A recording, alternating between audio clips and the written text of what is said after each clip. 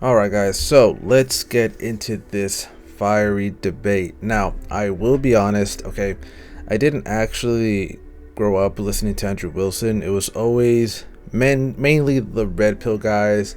I started off with Kevin Samuels, then Fresh and Fit. After that, I think it was Andrew Tate, and then Coach Greg Adams, Rollo Tomasi. And then later on, I started listening to Andrew Wilson. Now, I am not gonna lie, this debate was pretty crazy. I will try criticizing both Andrew and Coach Greg on some of the stuff they were saying. So I want to keep it as unbiased as possible, but I am not gonna lie to you. Coach Greg did not do very well in the sense that he was not being very cordial in the debate. He could have done well if he would have just kept it professional, but honestly, man, he did not do very well in that area. But with that being said, let's actually jump into the debate itself. And yes, I will be fact checking some of the stuff said here. Let's get this thing going. I'll kick it off. You guys ready? Yep. All right. Yeah, we're good. Okay, guys, finally getting started. Thanks for being patient. I know there were some delays. We got Andrew here versus Coach Greg Adams, aka the Free Agent Lifestyle. We're going to talk about today, is marriage worth it for men in the West? So let's get into some opening statements. Who wants to start off? Yeah, man, marriage is a great institution. It was an institution that built the community of America. Most of the better communities that have safety, good children, good schools are typically centered around marriage. However, marriage has not progressed to the point where men could be safe. Okay, so right off the bat, he's already saying marriage was a great institution, implying that there was a time when marriages did work. So he will get later on into the specifics as to what doesn't make marriage work, but as we already know, it's pretty obvious why, and it's mainly the laws and the culture that we live in. But Andrew will try to provide some kind of, I guess, solution to mitigate the likelihood of marriages falling into divorce. But let's continue. Legally, and a lot of men have experienced tremendous damage, collateral damage as a result, and it has led to broken families, a lot of broken hearts, simply because the laws are not. You know what? Let me try speeding this up just a little bit. Maybe I won't get flagged on YouTube for it. Positioned to benefit both people in a divorce. Therefore, you have no fault divorce. You have opportunities for women to use the courts against men. And as a result, men have seen 1, 2, and 3 generations of men getting harmed, their grandfathers, their fathers, their uncles, their brothers getting harmed by this. So Generation Z men are not positioning themselves for a positive marriage. So at this particular point, if someone asked me, would I recommend marriage for them, and they were in a certain position in life, they weren't established, I would say no. There's no benefit for the person to get married today. Got it. Your response, Andrew? Yeah, I didn't hear any anti-marriage arguments. I heard anti-divorce arguments. So, well, to be fair, Coach's position does kind of tie into both to a certain degree, right? But honestly, I don't really know why Andrew would have said that. I think that's kind of where Coach was like, oh, so you think I'm stupid? I think that's kind of what Coach was thinking.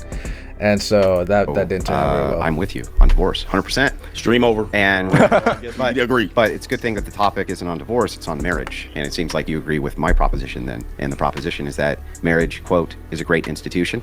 Yep. And that right now your concern is that men can't be safe in marriage, but that's not actually what you're saying. You're not saying men can't be safe in marriage, they can. You're saying that they may not be safe in divorce. So I have a counter proposition for you.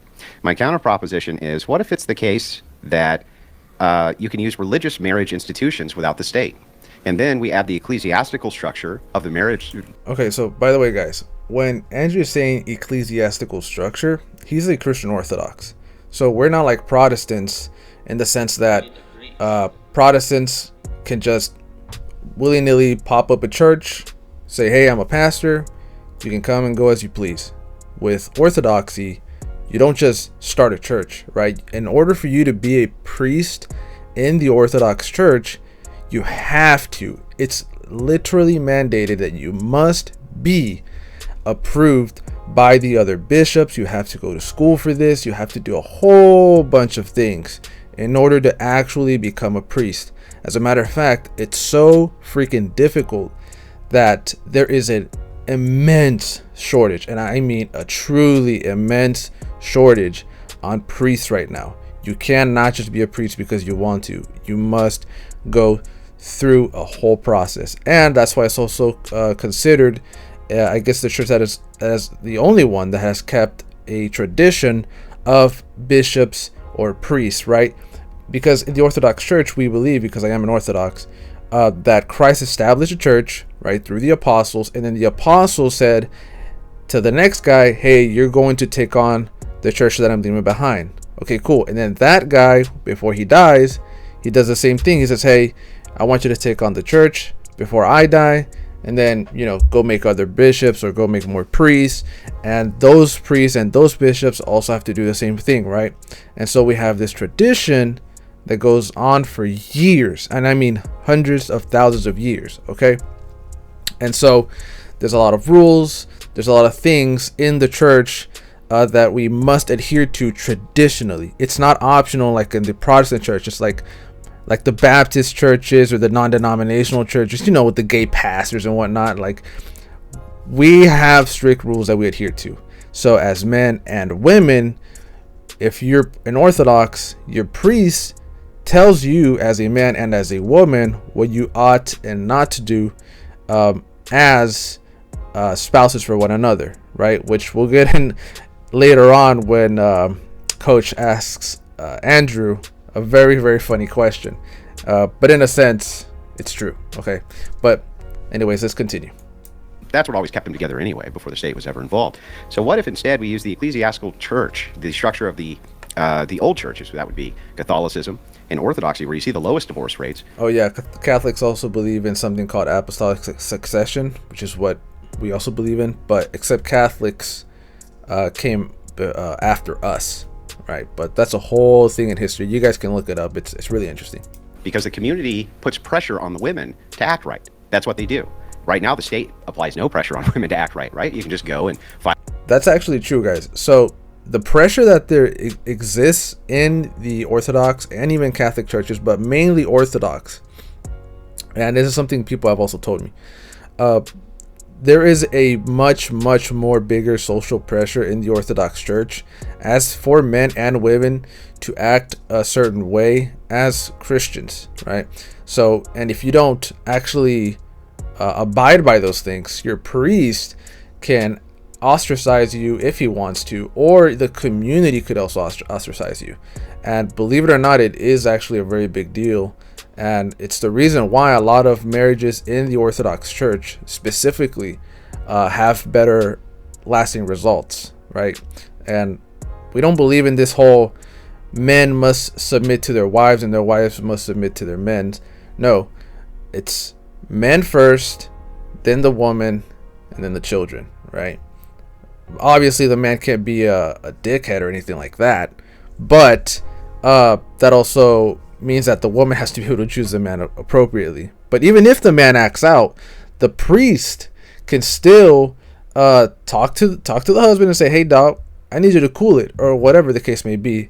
And if the man in the relationship, right, the husband says, "Hey," talks to the priest, say, "Hey, look, I've tried working things out with my wife. She's acting out, shorty crazy, whatever." The priest can also dog on the wife as well. And no, it's not easy to leave orthodoxy, right? Because in order for even you to become an Orthodox Christian, it's a whole freaking long process in and of itself, which is why a lot of women don't want to be kicked out of the group because of the amount of emotional and physical investment that it takes to be an Orthodox Christian. You can't just go to a church and say, "All right, I'm Orthodox." No, there's a whole process to this. You have to, some churches take even up to 3 years to become a member.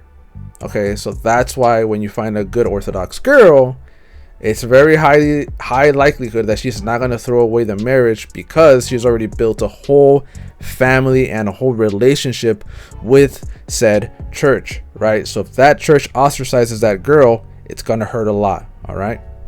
File whatever you want, get a divorce, and go be banging the neighbor by the next night. We totally agree on that. But to say that we should abandon marriage is silly. It seems like you're completely pro-marriage. You're just anti-divorce. So why wouldn't you just throw your weight behind institutions where the divorce rate is the least and you have an ecclesiastical structure which can be appealed to assist with that? That's what makes no sense to me. My response to that is, if we're fifths, we'd be all drunk. All right, so that's a scenario that just isn't present. Can you explain the analogy for me? Well, if we use if, it's not a matter of if, it's a matter of when. If we say if we have a situation where this is present, then this would work. Well, that makes sense. If we had that, We it do would have it work right now. Well, it doesn't necessarily work because Well, I don't think Andrew's necessarily saying if you do this specific thing, then you will get this other outcome. I think he's just saying he's operating on probabilities, right? So I don't know if Coach is understanding that. and I'm going to tell you why. Because a woman can go to a divorce attorney and they can simply just say, hey, listen, it was a off the cuff, off the state divorce, but you got married within a certain state, or she filed in a certain state, so therefore the divorce goes on. No, Absolutely, yes. well, Listen, I've been to with the divorce attorneys, and what they'll tell you is, hey, listen, you can get married in a ritual, you can get married in the orthodoxy, you can get married off record, but if she files and that woman is hell bent on Okay, he just said in the orthodoxy. I don't actually think he knows what Orthodox Christians believe. I think he just threw that in there because he knows Andrew's a Christian Orthodox. And the reason why I say I don't think he actually knows how Orthodox Christians operate is because he starts saying things that conflate us with Protestants. But you'll see that later on. and saying, we got married, I don't care if it was a ceremony where we walked on coals with our feet bare, that's considered a marriage. You also have common law. You have a lot of other ways for that woman to establish marriage. How does And your way eliminate common law? I don't have any Wait, Coach is actually right though. I'm not gonna lie. Coach is actually right in terms of like certain states recognizing you to be married even though you didn't actually file paperwork. That is technically true. That there are certain states that do actually see it that way. So he's not wrong. way to eliminate common law. So what then- I have is a way for men to avoid Well, then the being argument's used silly. no, the argument's not silly. So here's what you have. You have Okay. a if proposition, which doesn't exist for most men. Most men aren't religious. Most men aren't looking to be Okay. Andrew is saying for the men that do want to get married, he recommends that you ought to be religious and that you ought to become a Christian Orthodox and that you ought to get married through this process. He's not saying for the men that all the men that are, right? He's not presupposing all the men are religious. He's not presupposing a lot of things that Coach is just throwing in there. He's just saying if you were to want to get married, this is the way to do it. under a religious orthodoxy, so it doesn't apply. So you're taking a moral standard or a religious standard to apply to people who aren't under that veil. So let's start with a couple of things you said which are fundamentally untrue. Most men are religious, in fact, including in this country. Okay, I would not have led with that point because I don't even know if that's actually true. But I just would not have led with that point. I would have just clarified like I just did earlier. Like, okay, my position isn't that most men are religious. I'm saying if men want to get married, then this is what I recommend men to do. Country, most of them, not some of them, But they're not religious hang on, I didn't Hold on for a interrupt, second. I Right. didn't I interrupt. understand, I but let me just take that point. Most aren't under your religion. Okay, We can agree with that. So here's the thing, though. But Yeah, he's right. He's right. And most men that do identify as religious aren't actually specifically Orthodox Christians. That is very true. That is why Andrew should not have tried, I guess, responding the way he did. Catholicism and Orthodoxy is growing rapidly, and if it's the case that the ecclesiastical structure is already there, which it is, right? If you're going to cohabitate with a woman, the thing that you're offering right now is common law marriage anyway. If there's cohabitation at all, you're not protecting anybody from that. At least under my model. Well, that is true. Actually, that is true. Coach does somewhat recommend that men don't get married by the state, but he has recommended for people to at least cohabitate, which is not a very good idea. It gives an ecclesiastical structure that's designed to prevent divorce by applying community pressure. That was the way it was always done. Apply the application of community pressure within the confines of the woman's social circle. Right now, do you agree with me, for instance, that many divorces happen because women like to yap? So you get a freshly divorced woman, and she's free. You go, girl. Girl power.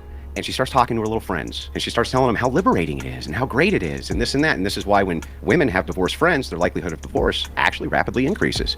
It's for this reason. Divorce is contagious. So if it's the case that the social contagion is eliminated because now we have an ecclesiastical structure, an ecclesiastical authority, which won't grant it because you get ostracized from that social group through excommunication, for instance, or not being able to participate anymore with that community, that's an application of a serious and significant social pressure, which can do the very thing you want. Bring back that great institution, absent the state, And it avoids this whole problem of common law marriage, because if it's the case that you can be common law married anyway inside of a state, and they can, get grounds for divorce on that anyway, then we actually need to have some social pressures to prevent them from doing that. So it sounds like we agree marriage is awesome for men.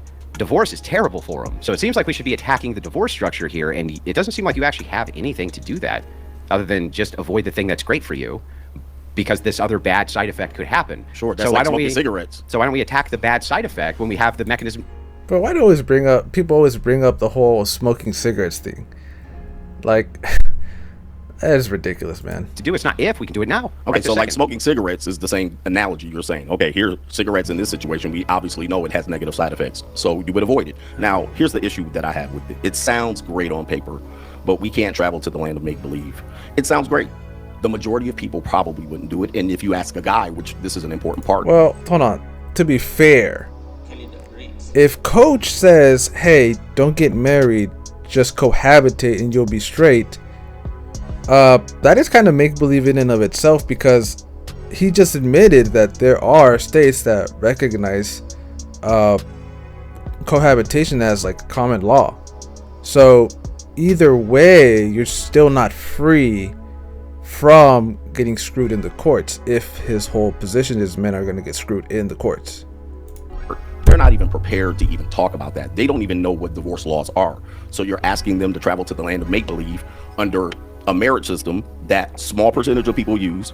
No one uses it today. So what? So what if a small percentage of people use it? Like, the argument isn't if a lot or little bit of people use this framework for marriage. The point is that this specific framework works pretty well at reducing the likelihood of divorce. Today, you might have said they used it to the past. Today, that doesn't exist. So we can't travel to the land of make-believe to make marriage work for you. It might work in your marriage, but it doesn't work for the greater structure. Your argument here contradicts itself, because on the one hand, you say men don't know enough about marriage, but my assumption is that your mission is to let men know about marriage? Absolutely. Okay, well then, I don't understand how it's a land of make-believe if you can let them know about this, but I can't? Sure. Right, so you can offer that. So if I am, it sounds like I'm offering a real alternative to what you're offering, and here's what you're offering. Men, marriage is great. It's a great institution. It's the best for children. These are your words. In marriage, right, men seem to thrive. Their health seems to thrive. Everything seems to thrive. You're saying, well, the problem is that divorce rates are high, and they are. However, there's a few things there that you haven't covered. One, it depends on demographic too. For instance, if you're black, it's going to be way worse than if you're white. Correct. Okay, way worse. And I don't know. Also, I don't know why he had to bring that up. He could have just led with something else, man, because I don't know if Coach is gonna take that as like a jab at him for being black. He's gonna assume maybe Andrew's racist or something. I don't know. Geoeconomics matters, right? Demographics in general matter. So you can do a lot, actually, including prenuptial agreements. You can have a prenuptial agreement with the ecclesiastical authority without the state even involved, and it seems like that would mitigate your risk to damn near nothing. You said if about 50 times so today. Did you. Now, here's what I'm telling you. I'm telling you when, all right? We're already in this system. You're going outside of the system to create a scenario for me to argue What against. system are you going outside of? We're talking about marriage is typically done with the state. Almost everyone does it this way. Typically, so now hold on for a second. You've moved the goalpost to a scenario of if. And you're arguing from the if. No, hold on for a second. You're arguing from the if perspective. It is perspective. Well, yeah. Andrew's saying if men were to do this, then this is what there's a higher likelihood of this to happen, right? So, yeah, like he's applying, Andrew's giving you somewhat of a theory.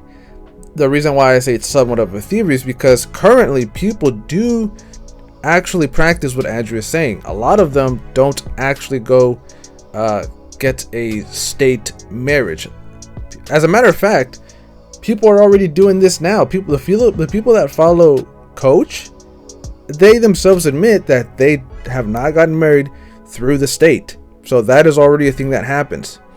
Now what Andrew's saying is, hey, if you don't want to get married through the state, that's cool. As a matter of fact, he would probably say I recommend you don't get married through the state. But if you do want to get married, don't get married through the state, just get married in the church. Why do I say to get married in the church? Because now as opposed to just getting married through the state, or as opposed to just having a cohabitation situation going on. Now there's an enforcement arm, right? Because you don't have an enforcement arm without church, right? Without some kind of group that'll push you to stay together with the person that you're with, especially if you're a secular atheist or something like that, right? So now you're saying, okay, if you get married through the church, that church can then tell your wife, hey, it's not a good idea that you mistreat your husband, or it's not a good idea that you leave your family, right? As opposed to if you were just cohabitating with the person, who's going to socially pressure your wife or your girl to do the thing that she's supposed to, which is stay together for the family and stay with you and serve under you, right? You won't have that. You just won't have that, or at least not to the same degree as if you would in a church, okay? Because now you're involving a higher power, or at least the idea that there's a God that says, hey, I am going to smite you if you don't do what you're being told to do, right? Now listen. It is. Give me a chance to listen. All right, give me a chance. Go ahead. You're arguing from a very small percentage point. Now you're saying demographics, and we can talk about that, but you're still trying to get me to argue in your cloud of if. That's the land of make-believe. Most people, by far, are married to the state. Not only that, your land of make-believe still... So he's saying most people, but he didn't say all people. So that means there are people that don't get married through the state. Okay. Still exists, the prenup with the ecclesiastics. You can write whatever you want in that prenup. It only matters in the divorce. That's the reality. So I'm still dealing in reality. You're in the clouds. Hold on for a second. You're in the clouds. So let's take the demographics. Okay. In your scenario, it sounds like, which would be fair, your primary concern is with white people. No, it's with Hold on for a second. You said... Oh, see, your primary concern is with white people. See, I told you, man. He shouldn't have mentioned the black thing, man. Oh, that sucks. Oh, dang, that sucks. Yeah, I wouldn't have mentioned it either, man. Come on. Black people, the demographics, the chance is higher. Yeah. So have you discovered the ecclesiastics approach to black people married within this? Yes. However, their demographics, economics, which all do affect marriage, has nothing to do in the land of the clouds or the make-believe with ecclesiastics. It's all going to boil down to in the law. See, he keeps saying ecclesiastics. What does he mean by that? Ecclesiastics is the name of a book in the Bible. Ecclesiastical authority is the church structure itself. Two very different things. That's why I'm saying I don't think he knows much about the Orthodox religion. And there's no church reverend that's going to go into your household to make sure there's social pressure on your wife. Do you know any? Sir. Yes. Okay. Yes. Do you know any that can cover all marriages? That answer is no. Yes. By the way. Yes, actually, that is true. It's correct. If you are married in the Orthodox Church, that priest has an obligation to be, in a sense, involved in your marriage, right? So yeah, it's true. Are we in reality here? I'm or trying. We in the clouds? I mean, we're not arguing anything. I was just trying. This is in the land of make believe. Well, when I'm allowed to respond, okay, give me a second. Let me finish this point. Go ahead. You're imagining. Your imagination is great. John Lennon would be great. You know, you would be proud of you at this particular point. But I'm imagining all the people. You're imagining all the people under a situation and a structure that you brought in here. All right, but the state highly governs. Well, to be fair, it's just something Andrew's already presenting that already exists. Andrew's not just making this idea up. This already exists. This and the state highly governs divorce. I'm dealing in a reality situation where I'm trying to counsel men to give information to. The best thing you've told me is that you're willing to give men the option to do this. Are they willing to all do this option? The answer is probably not. So what? So what? Like, okay, if you don't want to do it, that's fine. Don't do it. But if you are gonna do marriage, this is the best route. Okay, that's what Andrew's trying to say here. Just like they're not willing to do what I'm telling them to do. However, we're both attempting, which is a good thing. It's noble. However, your situation rarely exists. Can we talk about the reality of what exists? Sure. Absolutely. So let's take your moral religious crusade out of it and talk about the reality. Yeah, Are you willing to do that? Yeah, well, here's the thing. See, you're not. Well, he can't do that because remember, Andrew's position relies on his religion or the religion, the Orthodox religion. So why would he take it out? That makes no sense. He's defending his point of view with it. If he did, then I don't really think there'd be much to debate. Willing to do that because it's all based on your reality. Guess what? It's a debate, and I will argue my points from my view, how I see fit, not for you to govern. But what I'm not going to do is expect to be arguing from the land of make-believe. Yeah, but it's okay. not, all right, so... Well, he kind of does have to argue, quote unquote, from the land of make believe, because that's Andrew's point of view, right? He's using the land of make believe, I guess, in this case, to argue how men should go about marriage. So that makes no sense, dude. I don't think Coach knows how a formal debate actually works. Okay, Anybody my have turn. My turn. Anybody Relax. have the Yo, the moderator's booty, man. What's up with this moderator, man? This moderator sucked. I'm not gonna lie, dude. This moderator sucked. They should have chosen Myron. Myron would have been a good moderator. Honestly, I think he would have been a great moderator. This really sucked, man. anybody have the sound effect for the television show where the train comes through, Mr. Rogers? Let me know because I want to be on. I want to be on Earth. Yeah, let me know All when right, you get Let's out. let Andrew respond. Yeah, so the thing is it's funny that you bring up Imagine All the People of John Lennon, which is an anti-religious song. And hilariously enough, was designed to assist with female empowerment. Isn't that hilarious? But the thing here is you keep on saying that what I'm offering is make-believe, but it's not. It's been governing the Orthodox and Catholic Church for 2,000 years, including in this country. Now, here, let me give you an example. Yes, that is for true. instance, the Amish, right? Do you know what the divorce rate is among them? It's almost non-existent, yet they're still governed by the same laws of the land that you're speaking to. So sounds like if I give a counter, if I say, look, I can give you a way, a methodology, in which you can utilize the religious, ecclesiastical, Hold on. Let me check if the Amish actually get married through the state anyway. Okay, so it says no, Amish people do not typically get married through the state. Okay, well, state registration. Amish are not married through the state and do not seek government license. Okay, so yeah, institution which has existed for 2,000. yeah. So the Amish people definitely do not get married through the state.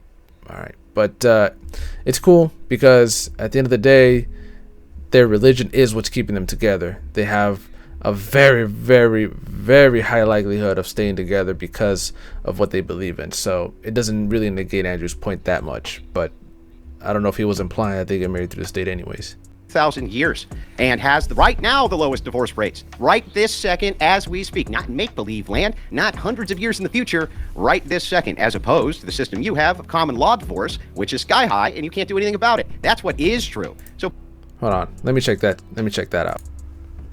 Okay, so Grok just gave me a bunch of stuff, but here's the conclusion. So these patterns suggest that while religious marriages often provide a stability edge through cultural and communal reinforcement, which is what Andrew was saying, civil and cohabitation linked unions, including common law, face higher risks due to modern individualism and less institutional support.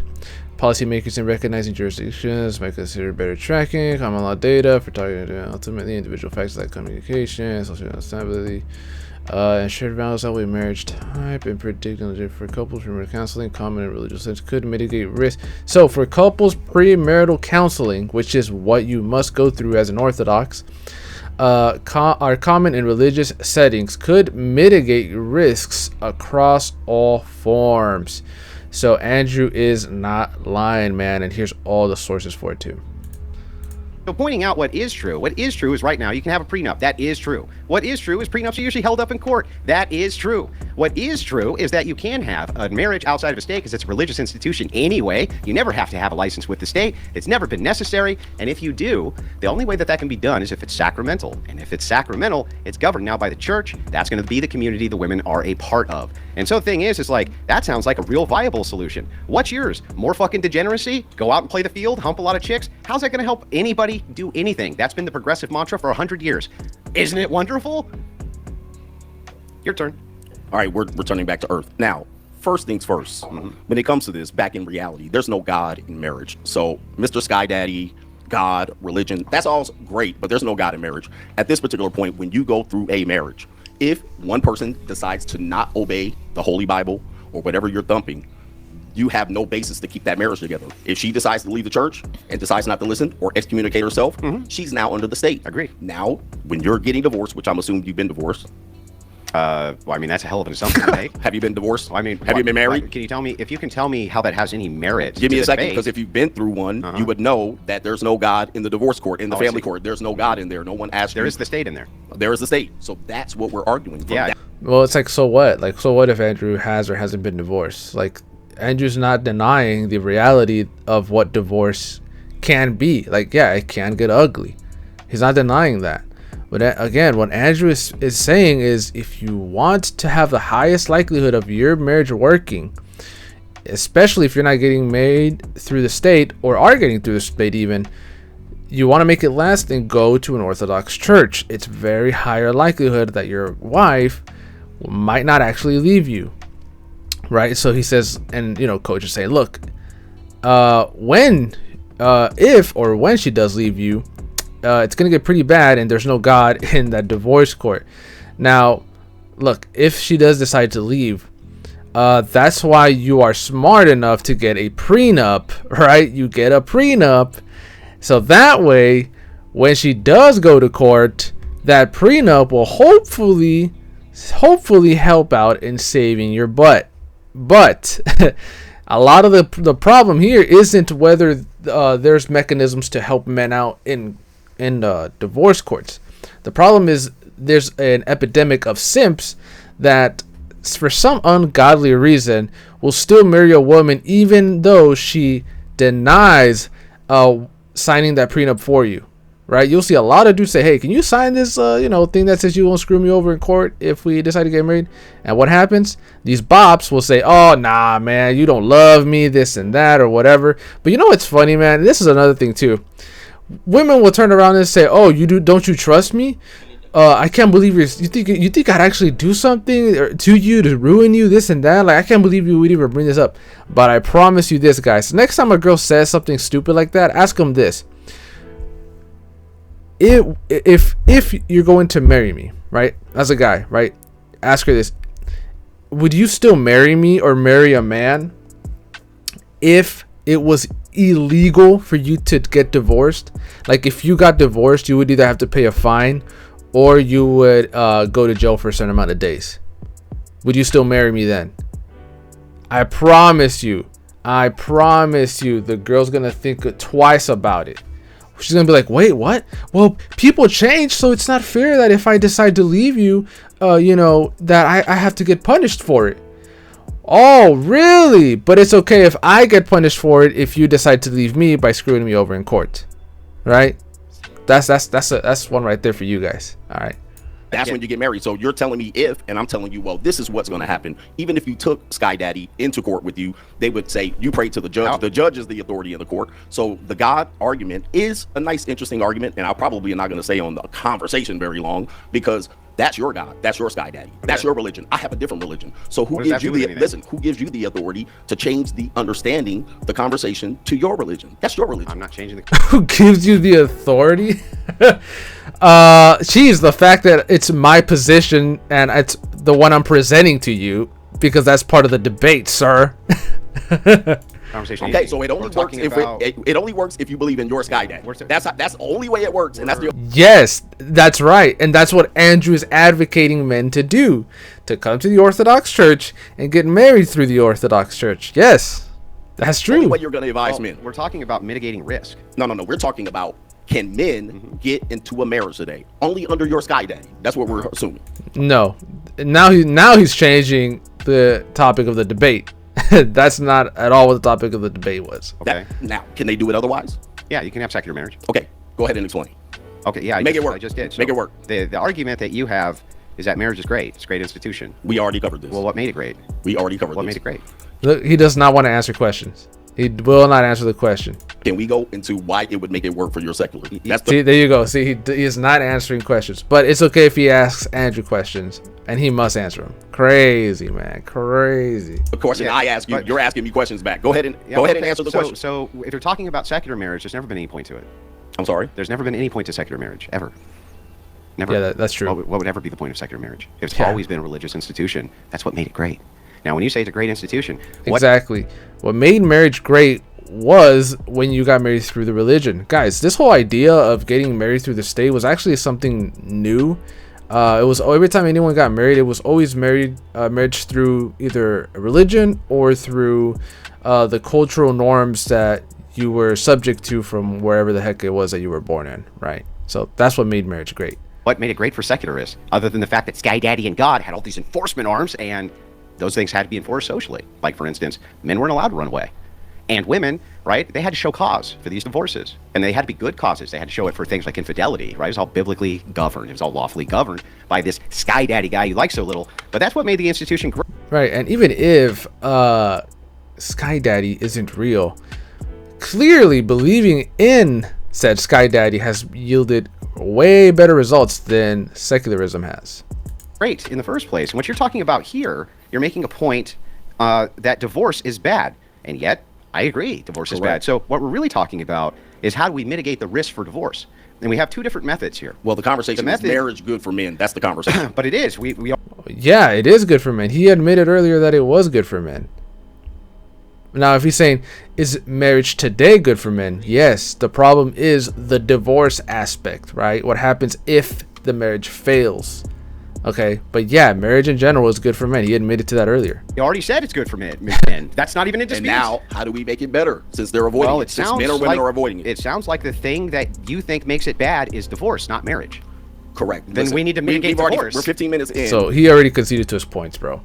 This man already conceded to Andrew's points. So what is he arguing, man? And we are in the land of reality. You finally called up. Can you tell me how time. we can get to the secular marriage? I mean, I've given you a chance. So, you're dragging your feet. So again, secular, there's never been any... Yeah, why does he keep trying to go back to secular marriage, dude? Andrew's not arguing for secular marriage. His whole point is to argue for a marriage under Orthodox churches. Point to secular marriage ever. Now listen, marriage is for child creation. It would be great for child community and all of these things. And now listen, by the time the religious... Well, he is kind of right. I don't know why Andrew said no, but in a sense, he is kind of right. Marriage is for creating children, right? Like, what would be the point of getting married if you're not going to have children? I mean, you can get married and just not have children, but why... I mean, God did command people to procreate, so I don't know why Andrew would deny that. Aspects got into marriage, they were chopping people's heads off and burning Bibles. So listen, I know we want to take it back to the past. Dude, what does that have to do? That's like a red herring, like non sequitur. What does that have to do with, you know, religious institutions enforcing marriage? Okay, yeah, it happened. So what? So secularism has done worse things as well. So what? Are you gonna say getting a secular marriage is not good because secularists have also cut people's heads off? What? Act like the past was better, but there's always a negative part of the past. If you go back and you look at the English, this is all... Yeah, there's a negative part in literally anything. In there, people were getting their heads chopped off. The Crusaders were doing their things across countries, and they were spreading Christianity through threats and violence. Now, that's what you're trying to uplift. That's what you're trying to uphold. I don't even know what the hell you're talking about. No, Andrew's trying to uphold marriage through Christian orthodoxy. I don't think Andrew's advocating for anyone to go cut someone's head off.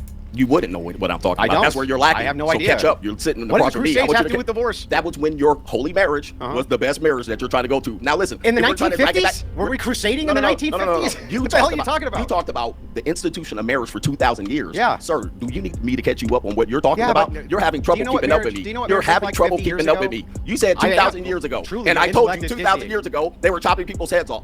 Which has what to do with anything? I need you to catch up with me, sir. Okay. If you want to take things back to the past, you have to accept everything as the past. You can't just cherry pick.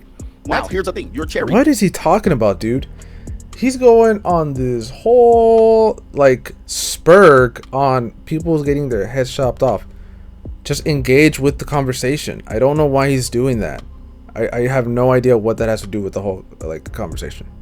Picking. If you want to take things back to tradition, take it all the way back. Why stop at the 50s? Take it back to the 1890s. What you're saying right now is so incoherent. I actually don't even understand well, it. That's when you're running out of bullets. When you're running out of bullets, the last thing you do is the shame. All right, listen, I'm not even trying to shame you. What is he talking about? I need you to catch up with me. Okay, he brought it up. Just say you're lacking if you can't keep it up. It's all right, now here's the problem. It's incoherent. Here's the problem. Now I see why Coach is getting frustrated, because Andrews was laughing at him because of his stupidity, and I don't think Coach realizes how stupid he's being right now with what he brought up, because that is kind of dumb. All right, that is kind of, I don't know why Coach would bring that up. That's ridiculous. I don't know what to tell you. Here's the problem you're having. 2,000 years ago, they were chopping heads off. Who gives a shit? Listen, what does that you mean? said 2,000 years ago. I'm coming up with yours. You're wholly religious. As a matter of fact, I won't. Hey, look, if I was Andrew, said yes, we did all that. So what? Like, and by the way, it wasn't really Orthodox Christians that were doing that. Mainly, it was Catholics. But let's just say it was all of us. Like, so what? It's biblically mandated to well, I wouldn't say it's biblically mandated now, but it was biblically mandated to kill or destroy tribes that were actively sacrificing women, men, children. Like, there's a whole thing to the point that I believe even when Romans, secular Romans, when they found out of these tribes as well, they also killed them because of how like horrifying the things that they were doing to people. They were like, dude, we got to get rid of these guys. Like, this is bad. Like, they're literally mutilating and sacrificing children on the arms of like this metal demon. You can look this up, y'all. I'm not lying. You can look this up. It was to the point that even people that weren't Christians were destroying these types of tribes. Okay, so I would have just been like, yeah, okay, so what? We did all that. Great. Now what? What does that have to do with anything? 2,000 years ago, it's been a part of the What does that institution. have to do with this? Exactly. Here's the problem. You're cherry picking. Cherry picking what? What is he talking about? I'm listening. I'm gonna slow you down. I'm gonna slow you down because I see what you're doing here. I'm gonna slow you down. Okay. Because it's hard for you to keep up. It is. You're I right. understand. I I am- understand because you I haven't am been across. This is your bedazzled. toughest debate. Your audience knows this. Oh, it's rough. There's no God in marriage Okay. in the United States. Yeah. Can we agree to that? When you get to divorce, there's no God in we marriage. can't agree to that. We need to agree to it because when you go into divorce court, Yeah. there's no Okay, so what does chopping people's heads off have to do with what he just said about there's no God being in a divorce court? What? That makes no sense. God. Yeah, You but can't bring in your God and your Bible. And at that particular point, none of your ecclesiastics marriage works. Period. So Ecclesiastics. the thing is, you just said What? Wait, so he went on this whole thing saying, "Oh, you guys were chopping people's heads off. You were, crusaders, this and that, and the others." Wait, what? Like, how do you tie that in to there's no God in divorce? What? Oh my gosh, Coach, come on, dude. Come on, man. You could have. He was doing pretty good. I'm not gonna lie, but then he started going on these like just being so petty, so childlike that it just took away any actual valid points that he might have had in the debate. Just made him look very foolish. can we agree that there's no God in marriage? And then he You don't have to agree. But hang on, calm down. And then you switched over to divorce. There's no God in divorce. But those are two different questions and proposition. Hang on, relax. The second thing is that me saying that what made marriage a great institution is this whole Sky Daddy character, and that the institution has been in place for 2,000 years, and it's been, hang on, calm down. 2,000 And it's been years. a strong institution. I'm not actually sure how tying in that at the time they cut people's heads off, what that has to do with the fact that in the 1950s and 40s, you still had 95% of these marriages staying together. This is not ancient history. This is not even early American history. That's in your grandfather's lifetime, basically. And this, by the way, that was the case for black marriages as well. Very strong institutions. But all of those institutions were that way because they followed that whole Sky Daddy thing. They were like, oh, that Sky Daddy's going to smite us if we don't. And so what you do here is you're giving the classic progressive argument, which is, well, guys, it is true that it's a great institution, and it is true it's the best place in the world to have children for the continuation of the species. And also, it's fantastic for men's health. It's fantastic for their mental health. It's great for them in almost every way. But that divorce thing is real bad. And I counter. You're right. That divorce thing is real bad. We have now a center of agreement. But now we're going back to the marriage in the West thing, which is that whole great institution problem. Well, if we agree that what made it good, which you just did, is, hey, that Sky Daddy guy, and then I point out that right now you can still utilize that Sky Daddy guy for an ecclesiastical marriage outside of the state. Hang on. And the only thing you can do is say, what about common law? But you can't govern anybody from common law. And at least in the ecclesiastical institution, you have social pressures on women to stay married. You can't offer a man anything like that. Give me a single social pressure you can offer that would actually keep these marriages together. One. What? Okay, now Andrew's asking a question. Watch how Coach doesn't answer it. What? Just one. Can I answer something Yeah. you just said? This would be interesting. I can't- because Can I answer something you just said? So he's not going to answer the question he asked. You said, But the can you answer 19 that question then No, ask? before. Oh, The of course, you 1940s. gotta ask me a question Because before you listen, answer mine. I'm listening to you. You asked the question at the end. If you would have asked it at the beginning, possibly I might have been. So what if you ask the question at the end? He still asked the question. It's fair that he answers it regardless of when it was asked. Be able to address it. But let me address this point. Okay. You said the 1940s and 1950s with this imaginary Sky Daddy controlling marriages. That sounds like enforcement, because by the time the Doesn't it? 1970s came around, the very first chance women got to file a no-fault divorce without need for evidence, without need to have a private investigator to prove an affair. Was no-fault the 70s? Yes, it was the 70s, started by Ronald Reagan. Yeah. I'll educate you. But hang on. Came along. Hold on for a second. No. I He's probably right. Coach is probably right. I'm not even going to argue that with him because Coach would know more about that. got the floor here. I got the floor. So you said the religious institutions governed it and made it great. The 1970s came along, and as soon as they did, Feminism. women started to file divorces at record rates, which is back to my conversation. As soon as you remove the authority of Sky Daddy, now you're back with the state, and now you have difficulty, and now the risk is now greater. Wow. Okay, so Coach is making a valid point here. Before no-fault divorce, regardless of what institution you were in terms of marriage, like religious-wise, like let's just say between Catholic, Protestant, and Orthodox, technically he's right. It did go up a bit on all of them. But again, Andrew's point isn't that he's operating in absolutes here. He's not saying that divorces are going to be null and void. You will not see a divorce if you get married through the Orthodox Church. What he's saying, again, for the billionth time, is that if you get married through the church, there is a least likelihood of your marriage ending, or even ending really bad. You'd be surprised how many marriages that have gone through divorce have actually not had a super bad divorce because of their religious belief. Again, I'm not even operating in absolutes. Yes, there are still ugly divorces regardless of marriage, religion. But what I'm saying is it can be greatly reduced, okay? No one here is operating in absolutes here. No one. So that's the issue that Then you it have. sounds like men should be moving towards Sky Daddy then, because it mitigates their risk. The courts, the nation should be There's moving no towards courts. that. But how do you enforce that? What court? What court? Okay, so he admitted, he said the nation should have moved to that. So he agrees. He agrees with Andrew. He just conceded to Andrew's point. Now he's asking, well, how do we do that? You're not getting a marriage from the state. What courts are involved here? Everything you told me is a make-believe scenario. How? You can You're do it telling- right now. How is it make believe? How Yeah, do it's not make believe because people can do it right now. People are actively doing it now. Just not a lot of people. you do that when people, the Here's what you marriages do. do state? Yeah. I know, you want to go I'll back tell to you how. Ecclesiastics. This No, is I'm going to be telling a you, you can problem. do it right Okay. this second. Okay, You can do go do it right now. You can do it at this particular can't point. do. However, What do you mean? Here's the problem. Okay. Can you get men to do it? Yes. Okay, that's what he wants. Can you get men to do it? I think he's asking, can you convince them of this idea when they are too scared of doing it, right? And that's a fair point. You might be able to think you can get men to do it, but as soon as they do it, I want you to stick around for the average of 8 to 10 years when these men start getting divorced. See, what you're doing is you're leading. We've been watching. Okay, so he's saying that around 8 to 10 years is when the divorce starts happening. But even then, it's not an absolute, right? Just because 8 to 10 years pass by in a marriage, that doesn't mean that you will get a divorce. It's not an absolute statistic, right? It's just saying that the likelihood of divorce skyrockets after 8 to 10 years, okay? And what is Andrew saying? If you get married through the church, that after 8 to 10 years, you can also apply this to that, is that there's a less likelihood of your marriage ending in divorce because you're married through the Orthodox Church.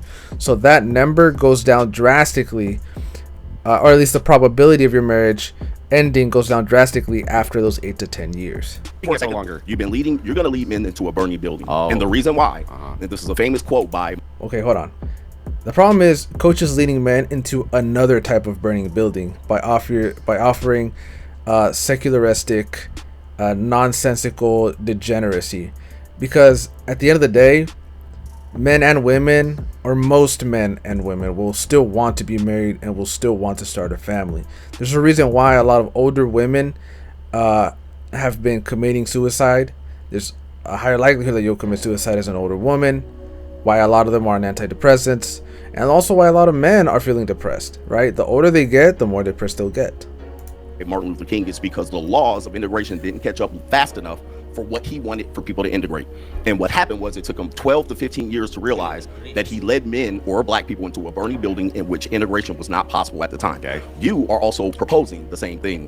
And I would like for you to stick around to see the results of what you're proposing, because eventually you would have to pay the price. How did Martin Luther King pay the price? You would have to pay the price for the men that you misled. So Martin Luther misled men, and that's why he was killed? I said he misled black people. You missed that part.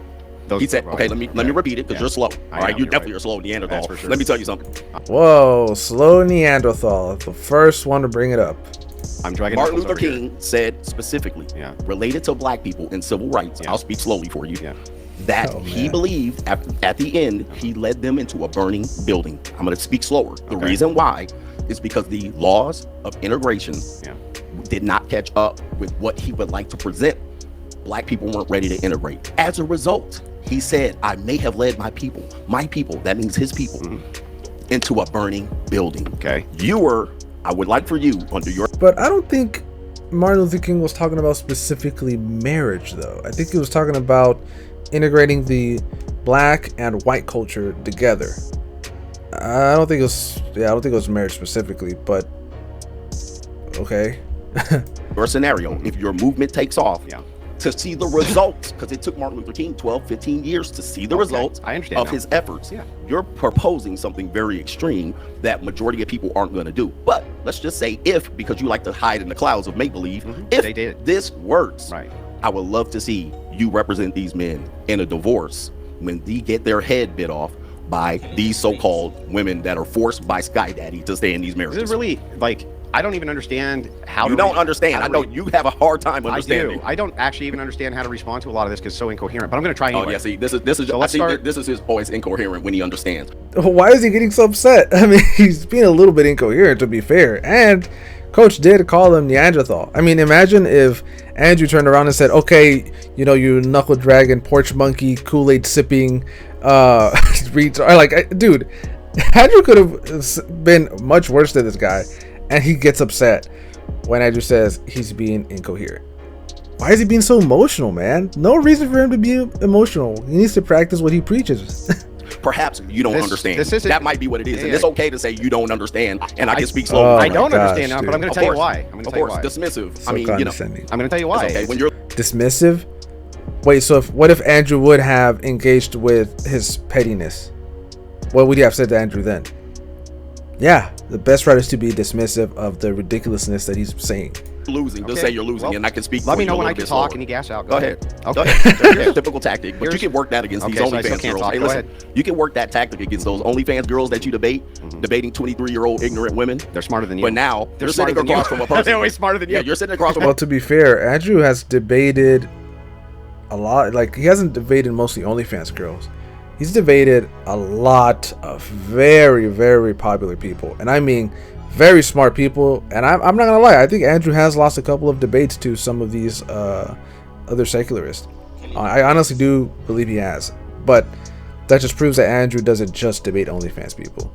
But yet I haven't really seen Coach debate anyone that's much more, I guess, of an intellectual than Andrew. Like, I think Andrew's probably his biggest debate yet. A person here that's looking at a Neanderthal say you don't understand something very simple. This is the simplest thing that you can understand. Okay. Your go. Are you sure? Please. I can actually do it this time? Please, put me to sleep. Okay, so put me to sleep. Here's why it's incoherent, and there's a bunch of this I don't understand. You keep on saying that these men are going to get divorced, and yet I'm proposing non-state marriages. How are they going to get divorced? Well, you can only say then via common law. But again, you have no defense yourself against these are if scenarios. I don't mean. See, now you get to me and say, "Oh, okay, well that's if they don't get married through the state." Yeah, but nobody's forcing them to get married through the state. Nobody's forcing anyone to do that.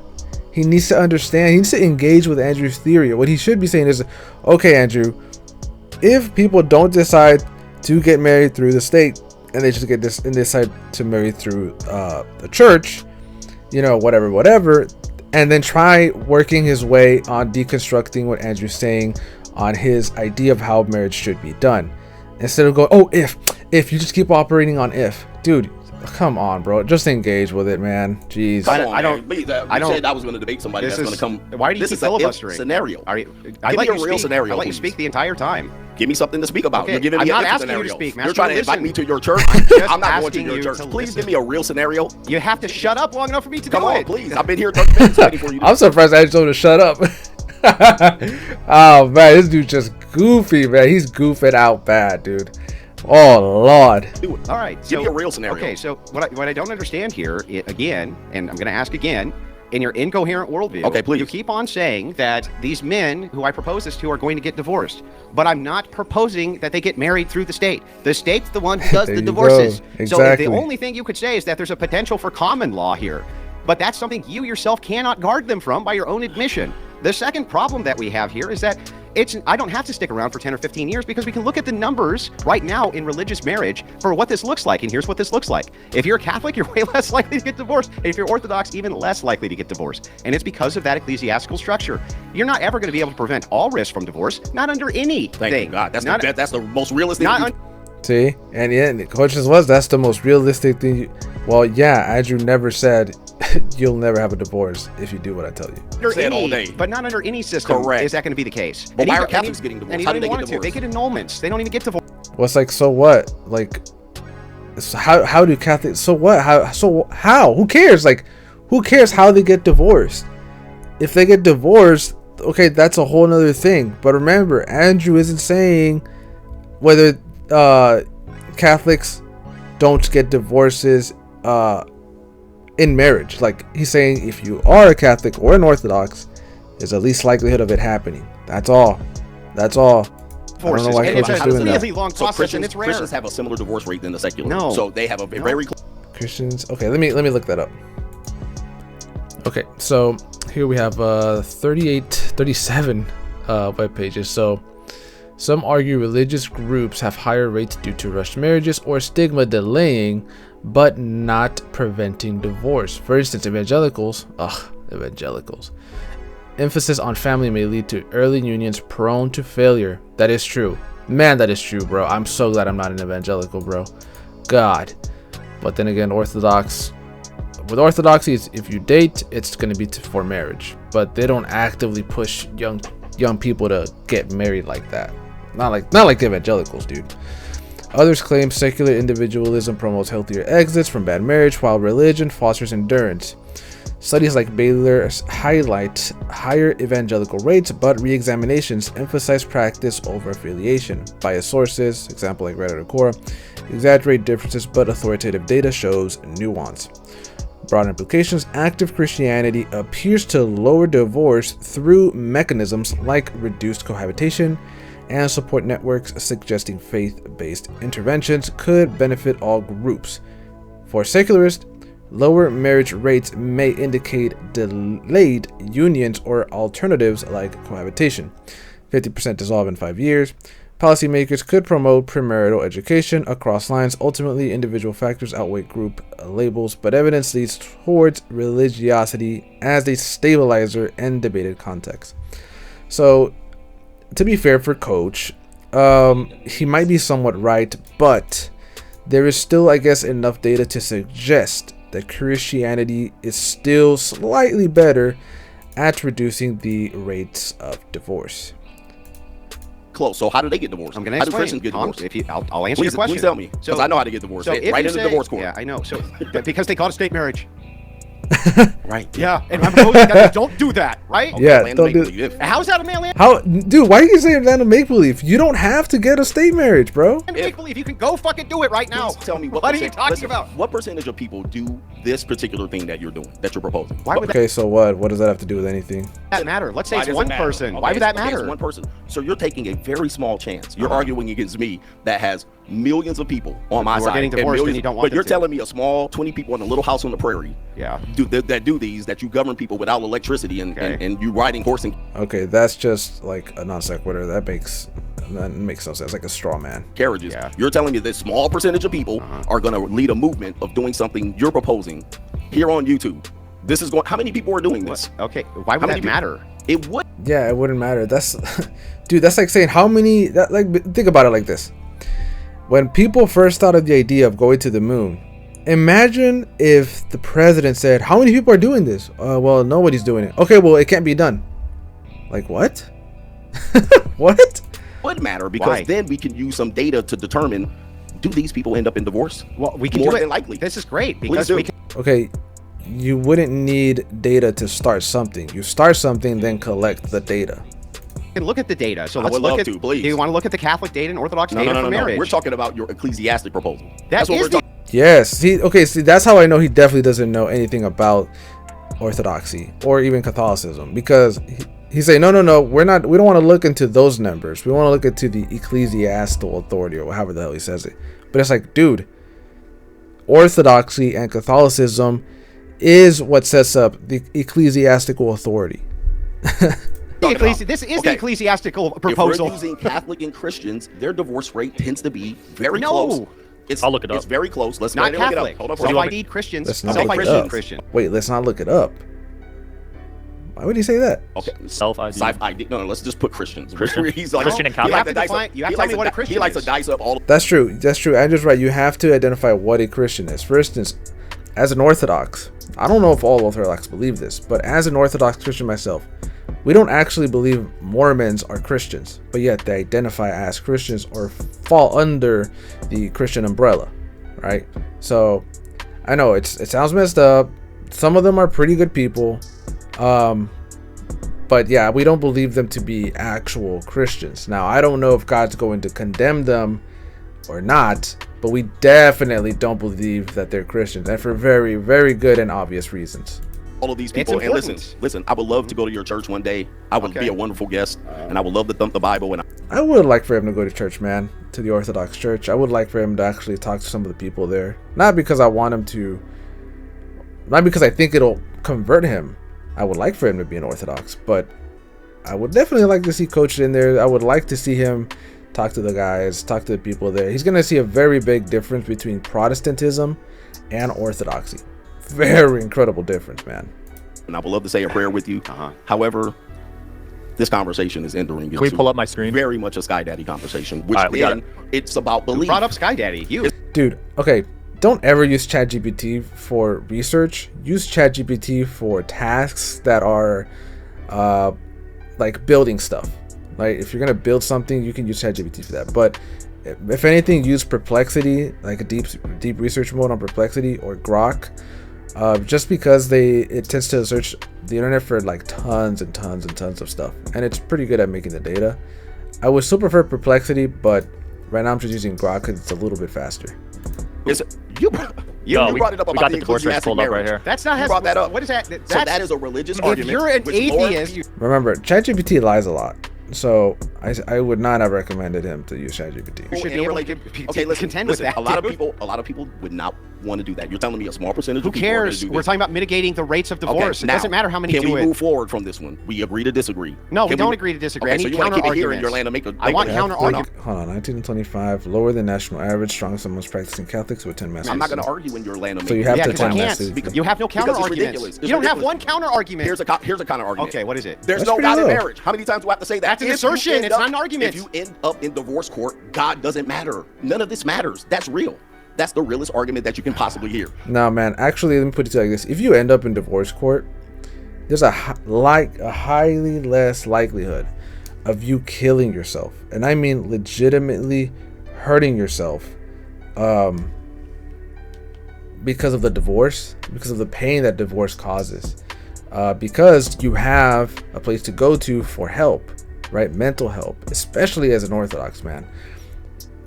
You'd be surprised how many people have used religion, even non-Orthodox, right? Just Protestant or whatever. It helps people so much to have people around you that'll hold you as you're suffering, man. Because at the end of the day, bad things will happen regardless, right? Like, it's kind of silly for Coach to say you should not do X thing because it has the likelihood or there's a probability of this bad thing to happen. Therefore, you should not do it. Well, by that logic, you shouldn't drive a car because there is a likelihood of you getting into a wreck that'll kill you. See how stupid that is, right? Instead, we should implement things that'll reduce the likelihood of getting hurt in an accident, right? Like driving at a safe speed limit. Make sure your car's maintained, paying attention to the road, things like that, right? Soon as How do you end up in a divorce court without the state? Hold on for a second. Hold on for a second. I'm going to tell you Well, look, he's not even answering. how. Okay. In the 1940s, which you so love, I don't know why you don't live there. You look like you live there. You're Why is he being a douchebag, man? No reason for him to be like that. dressed like you live there. They Here's wore the problem. hoodies and Hold on for a jeans in the second. 40s, Hold did on they? for a second. You dress like you live there. What a high IQ gentleman. Here's the problem. Okay. These people, under your authoritative, godly marriage, still got divorced at high rates. No, Once they didn't. no fault divorce showed up, it started at 25%. Then by the time you get here, it's close to 40 and 50%. It's still prevalent. I'm giving you the reality That's here. not the You're reality. trying to drag me back over here to Little House on the Prairie. It's not working. It's not going to work with me. How about this? How about a counter argument? If Can I get traditional one of marriage, It's not gonna work to him, so he's appealing to himself. I gave you one. What? I mean, come on, man. What is the Come on, counter man. argument? Come Listen, on, man. It's not a listen, counter listen. argument. What's the counter? Yeah, what is the counter argument?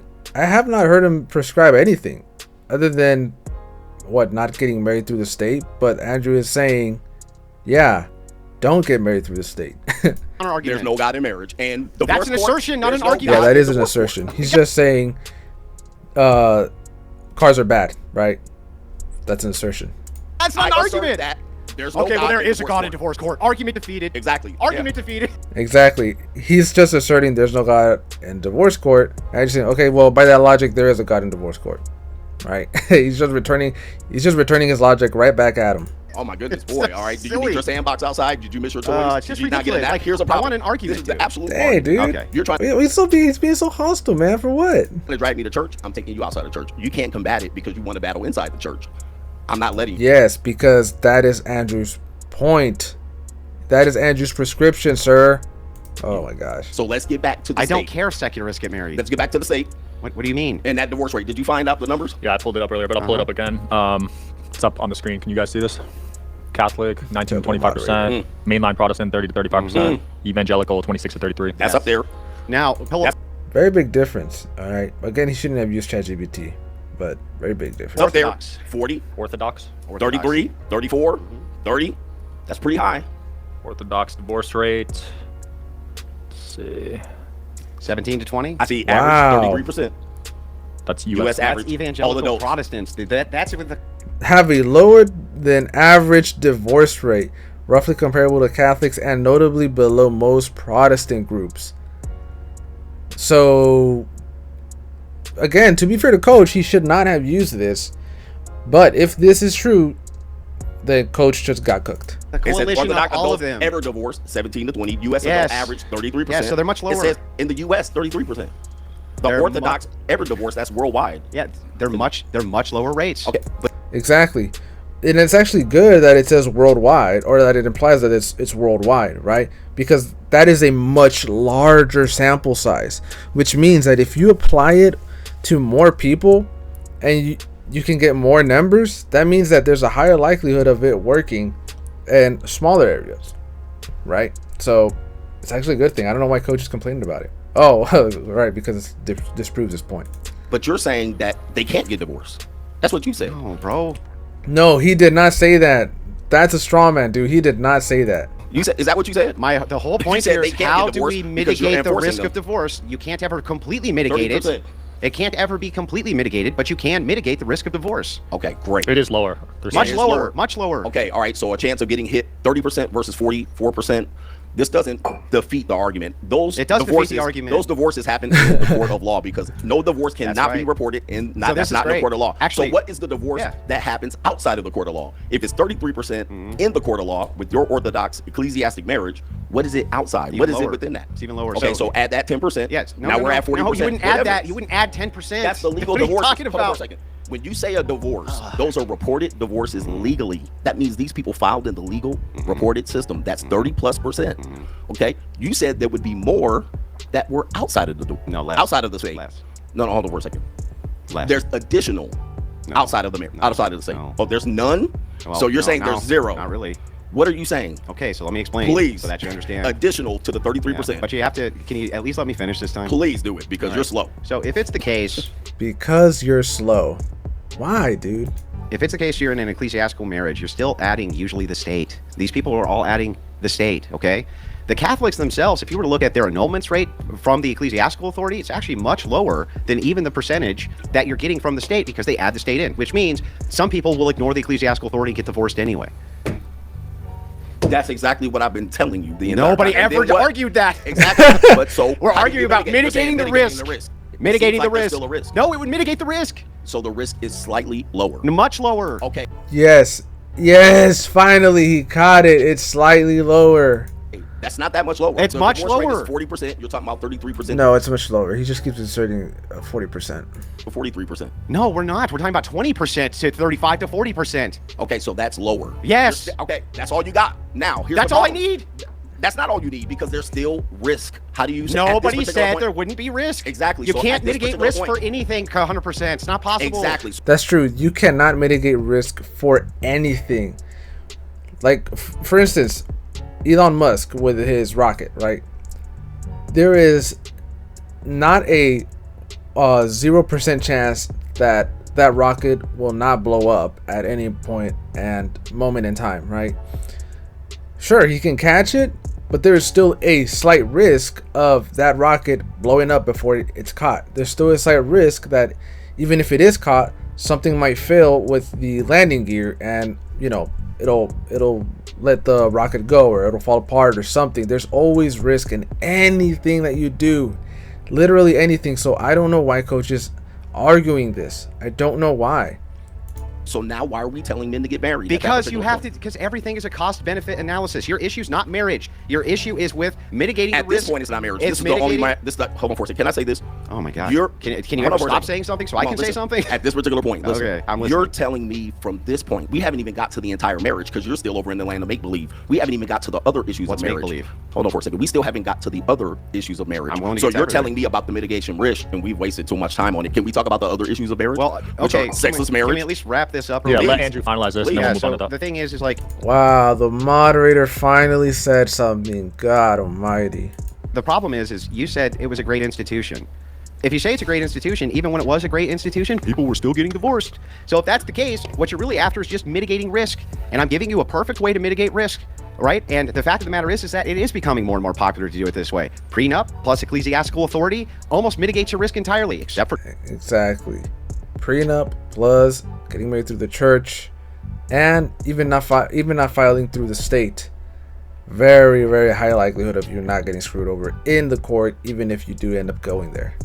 common law, but you can pick the state to live in for that. And you, by your own logic, can't defer from common law either. You can't protect men from that. So the thing is like, you can't have it both ways. You can't agree marriage is good and the backbone for the West, and you really like it, and it's fucking great, and it's a great institution, but also don't do it because it's make-believe that you can mitigate risk, even though you can right this second. That's insane. Listen, All right, final I'm point. listening. Dang, he cooked him. I ain't gonna lie, he cooked Coach. Coach got fried, seasoned, flipped over, bottom spanked, and cooked, man. I'm sorry, but it's true. final point. Let's get to the other risks that are associated with it. We got that. That's we not a tackled final that point on this. That is a Make the final point and then listen, go to listen. that. I'm a grown man. I'm not 22-year-old OnlyFans. I'm gonna say what I want to say. Listen.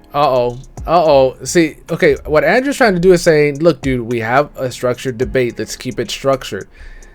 And then this guy goes, oh, I'm a grown man. You know, don't tell me what to do. Like, bro, he's trying to make this debate as fruitful as possible, not making it any harder. Come on, man. Listen to this. At this particular point, You got we're me moving on that forward. one. Listen, we're moving forward. Okay, we're moving At this forward. point, what are the other risks that we want to guard against? We got the divorce. You're going to put them on the ecclesiastic paperwork. Less people are doing that. Not a lot of people know how to do it. He just got married. He didn't do it. Okay, so what? Like, I'm just saying, this is how you do it. That's why they're watching this video. This is how you would do it. All right, I can almost guarantee. Probably not. Exactly. So what? So now, less people are going to do this. Not a lot of people know that. Not a lot of men are going to So it prepare sounds like we themselves to should do try to that. change that, huh? Exactly. So that would be I a agree. very tough We should scenario, try to and change it. most likely it's not going to happen moving forward. Okay. There are other issues in marriage Okay, let's that get to 'em. typically, if depending on what authority you go under, are still a risk for men. Yes, it's great for the backbone, but a lot of men are in sexless marriages. A lot of women are in sexless True. marriages. The percentage of affairs in marriage. So what? So are people, that logic and that criticism could also be applied to secularist marriages. They could also be sexless. It's like, okay, are you gonna come up with a solution to mitigate that as well for the secularist marriages? Are still a big issue. That can't be addressed. Oh. Those risks are going to be tough, and now you have an issue because now whoever's your authority has to mitigate that risk. Now all of a sudden they have to govern or socially pressure the women, and that's going to be difficult to do. 20%, 30% of sexless marriages, 20-30% of people having affairs. This is not the intent of people who get married. So yes, we have the divorce. We set that aside. Neither is that the attempt for people that get married through secularist marriages. Now, what about within the marriage? How do you mitigate the risk for that? I'm assuming you're going to have the ecclesiastic come through the home and force the wives to fuck their husbands. Oh, that's quite the straw man. Yeah, actually, yeah, in a way, yes. So let me put it to you like this. In Orthodoxy, you could literally go to your priest as stupid as it sounds, you can go to your priest and say, hey, my wife is not giving up that thing. All right, I need to get up in them walls. Shout out to the Hodge twins. She ain't letting me up in them walls, man. I need you to talk to her, because if you don't, I'm gonna have to put the brakes out on her, man. I have to beat the brakes on her. Now I'm playing. Don't beat them up. But you get what I'm saying, man. Your priest can actually go to your wife, because she is under your priest's spiritual leadership, and say, hey, listen, we need to talk. I have to, schedule a time for us to speak about this or whatever. And he can set it up however he wants to, however he sees best. But yeah, he can actually do that and say, hey, listen, you need to start giving up that thing for your husband, bro. Otherwise, there could be some problems or this and that or whatever. And obviously, he can't physically grab her, bend her over and be like, all right, bro, all you. Obviously not, right? But there is some sort of pressure that can be applied to try to fix that, because now the wife's like embarrassed, right? And what do a lot of women do? A lot of them get embarrassed if someone that they respect finds out that, finds something out that maybe is embarrassing to them.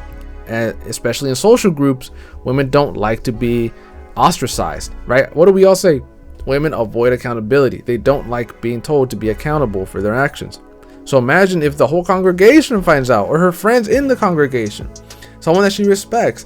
Maybe that guy could go to her social groups or her friends, and as stupid as it sounds, he could be like, yeah, man, whatever her name is not giving up that thing, whatever. And they could be like, hey, your husband's out here saying this, or your husband told my husband this, and I think that it's best that you do actually submit to your husband's wants and needs, right? Even in Protestant churches, when I was a Protestant, I would also see men complain to other men and say, hey, look, man, I'm going through this with my wife, this and that. And what would those guys do? They'd talk to that guy's wife's friends. Or let me put it like this. I go to my brother or sister, or my brother in Christ from church. I talk to him, and let's just say his wife is really good friends with my wife. Well, he would then go to his wife and say, yeah, man, he's going through this and that and the other. Maybe you should try talking to her, right? She can go and talk to my wife and say, hey, your husband told my husband this. I really don't think it's a good idea that you do this, that, and the other. I think it's best that you do, give up them walls every now and then. And slowly but surely, you can build up that social pressure. Obviously, you're probably not gonna have a lot of guys do that, but that is an option that exists, as opposed to secularist marriages. Even if they are not enforced through the state, you don't really have anything like that, at least not to that same degree. But yeah, it sounds silly, but things like that do exist. But I'll go ahead and answer. Actually, the ecclesiastical authority does mitigate against this, and here's my proofs. Proof 1. If it is the case that you get married to a woman who's a virgin, but she's a virgin because she's a Christian, hang on. Oh man, he should have not led with that. Oh man, because look. No. Let me get through the entirety of the arguments before you start freaking out. If it is the case, Virgins. your chances of that marriage ending, very, very, very small, 1. And 2, they report that they have a happier sex life. This is actually the case with the decrease in body count, which generally comes with the more religious people. Meaning, the more that you take your religion seriously, the more that you pray, the more that you engage in that whole ecclesiastical authority thing, the less likely it is you step out of your marriage. Significantly less likely. Okay, so that is true. Let's just say your girl's not a virgin, or neither one are virgins. Let's just say that both of you non-virgin people become part of the church and take church very seriously. You still have a higher likelihood of having a longer lasting marriage, because you're taking things seriously. You're taking God seriously. You're having that fear and reverence to God, and so you're going to treat your marriage as something sacred, right?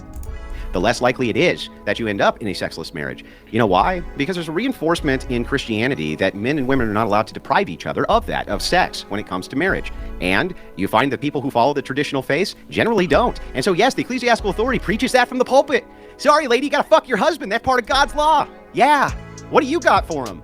Go out and just fuck everybody? What are you going to do to mitigate? By the way, you're at the mercy of the same criticism. You can't mitigate guys' girlfriends from fucking around on them any more than you could a person's wife. You can't mitigate them stepping out on them. You can't mitigate them treating them like shit. You can't do anything. At least I have a mitigation here. You have nothing. You have nothing, just liberal degeneracy. Give me something you could do that would give any sort, any kind of fail-safe against this. One thing.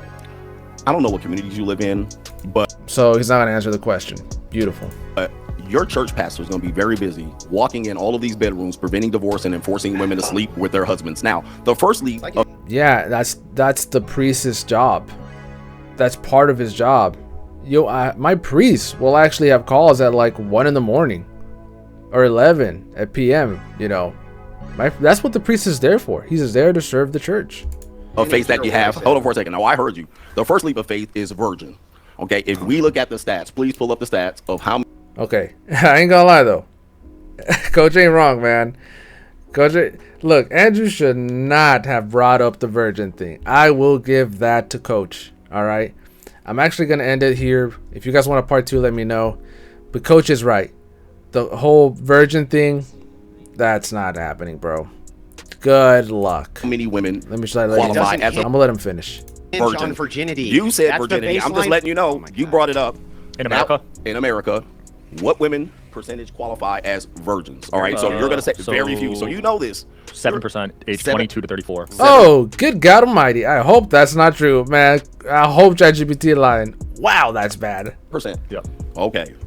Do you know what? So now we have. Do you know what a baseline for an argument is? That was the baseline. Yeah. Do you and want to so say now? Do we want to the increase the base- body count? yeah, I mean, because yes, if you're looking, that was the whole point of the baseline of the argument. So right now, if we can pull up how many women in Gen Z, because this is marital age women, would have a body That's count not the only lower than merit. 5. No. Okay, so again, I'm going to end it here. I'm going to give my man's coach a like, because shout out to him for actually doing the debate regardless, even though he was terrible at it.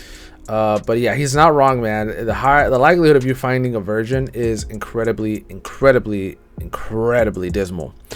But again, if you get married through the Orthodox Church, and I'm making this specifically for the Orthodox Church because I am an Orthodox, there is still a very high likelihood of that marriage sticking together. All right, and again, for many of the reasons I outlined.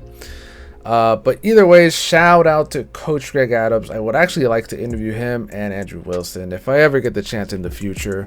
Obviously, I'm a small creator, but either way, shout out to him, man. I gotta give him his flowers for actually doing this, especially with someone like Andrew Wilson. And shout out to Andrew, man, for trying to keep his composure. I know Coach was talking mad smack about his wife. Again, I don't know why people like to bring that up. Typically, they bring it up when they're losing. But either way, man, shout out to Andrew for holding it down, man, for checking Coach every now and then. But it was a fun debate to review. But guys, like, comment, subscribe. Let me know what you think. Let me know anything else that you want me to cover. What were your thoughts on this? I will actually do my best to reply to you guys in the comment sections. So any thoughts about the video, literally anything, let me know down in the comment section below, and I will definitely do my best to reply to you guys, because a lot of the cultural changes are actually happening in the comment section. That is what I actually believe. I believe in the comment section, a lot of people's minds change, because what do we do after we watch any video? We always check the comments, right? Even on TikTok or Instagram. So with that being said, guys, I'll leave you all to it. Be blessed. I'll talk to you guys soon. Peace.